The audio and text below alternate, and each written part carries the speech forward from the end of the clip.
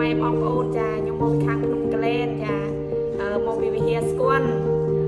ខ្ញុំអាការៈខ្ញុំឈឺហ្នឹង3ខែហើយហើយអស់លុយច្រើនណាស់ទៅពេទ្យទៅអីច្រើនណាស់ពេទ្យផងគ្រូខ្មែរផងអស់ជំរឹះចុងក្រោយខ្ញុំរត់រកព្រះអង្គអស់ជំរឹះខ្ញុំពិបាកចិត្តណាស់ទី1ខ្ញុំឈឺទី2ខ្ញុំចេញបោកប្រាស់គេអស់ដៃមួយកន្លែងខ្ញុំចេញបោកគេនិយាយរឿងពេទ្យអត់មានកុហកពូតពោទេគឺកូនព្រះអង្គអត់ចេះកុហកទេខ្ញុំពិបាកចិត្តខ្លាំងណាស់ខ្ញុំសឹងទៅស្លាប់ខ្លួនសឹងទៅចងកស្លាប់ខ្លួនចោលប្តីចោលកូនខ្ញុំបាក់ទឹកចិត្តមែនទេ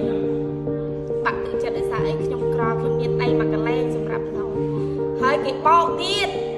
គេបោកអស់លីង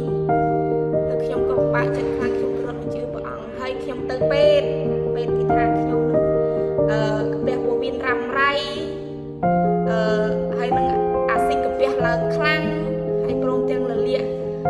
កាពះហើយនឹងលលាកពោះវៀនហើយនឹងលលាកដៃស្បូនចាគឺខ្ញុំមុននឹងជឿព្រះអង្គខ្ញុំជឿចុកចាប់រយៈពេល3ខែខ្ញុំដើរដេកពេទ្យអស់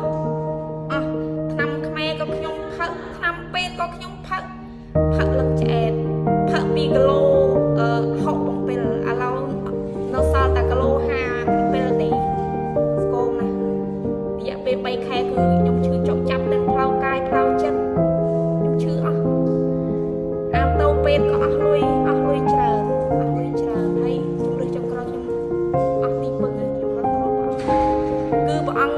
ធ្វើសម្ដែងការអស្ចារ្យមែនសម្ដែងការអស្ចារ្យដល់ខ្ញុំព្រះអង្គបានប្រោះខ្ញុំឲ្យជាមកវិញហើយព្រះអង្គផ្ដល់កម្លាំងចិត្តឲ្យខ្ញុំរស់នៅលើផែនដីនេះដើម្បីបានបរិយាព្រះអង្គហើយខ្ញុំក៏បានផ្សព្វផ្សាយដំណឹងល្អដោយសារគ្រួសារខ្ញុំអត់ទាន់ជឿលើព្រះអង្គទេក៏ខ្ញុំបានផ្សព្វផ្សាយដំណឹងល្អប្រាប់ប្តីខ្ញុំថាឯងគ្មានអីល្អជាងព្រះអង្គម្ចាស់ព្រះយេស៊ូវទេព្រោះព្រះអង្គម្ចាស់បានជួយសង្គ្រោះខ្ញុំពិតប្រកប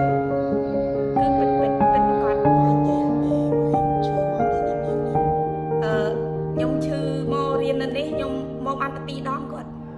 ខែមុនហើយខែនេះខ្ញុំចូលជឿព្រះអង្គភ្លាមខ្ញុំថ្វាយខ្លួនរួចព្រលឹមឡើងខ្ញុំមកនេះមកវិហារនេះព្រលឹមឡើងខ្ញុំមកហើយខ្ញុំបានមួយខែរយៈពេលដែលខ្ញុំថ្វាយខ្លួនហ្នឹងខ្ញុំមកដល់មួយខែហើយខ្ញុំមកជាលើកទី2បានមួយខែតែជំងឺខ្ញុំគឺកាត់បន្ថយថ្ងៃតិចដែលខ្ញុំទៅពេទ្យដែលខ្ញុំឈឺខ្លាំងស្មាដូចជាមានស្អីនៅក្នុងពោះយើងអញ្ចឹងដូចជាមានស្អីដុំធំនៅពេញពោះយើងហើយក្តៅកាហាយឈឺចុកចាប់ណាចុកចាប់ឲ្យពោះយើងហើមរហូតហើមអាខ្យល់កម្ដៅអីកម្ដៅវេទនាណាហើយក្តៅមានអារម្មណ៍ថាអ្នកតាមដៃស្បូនយើងក្តៅមែនទែនក្តៅខ្លាំងព្រោះខ្ញុំធ្លាប់ពិនិត្យនៅពេទ្យនេះគេថាខ្ញុំរោគស្ត្រីដែរចាថាខ្ញុំលាកដៃស្បូនហើយពេទ្យគេហាមអត់ឲ្យខ្ញុំយកកូនទៀតទេព្រោះខ្ញុំស្បូនខ្ញុំពិបាកណាចាតែឥឡូវនេះខ្ញុំបានជឿព្រះអង្គទៅខ្ញុំបានជាចង់ថាមិនទាន់បានជា 100%ទេប៉ុន្តែចង់ថារយៈពេលដែលខ្ញុំចូលជឿព្រះអង្គរយៈពេល1ខែជំងឺខ្ញុំ 100% ឥឡូវនៅសល់តែ 30%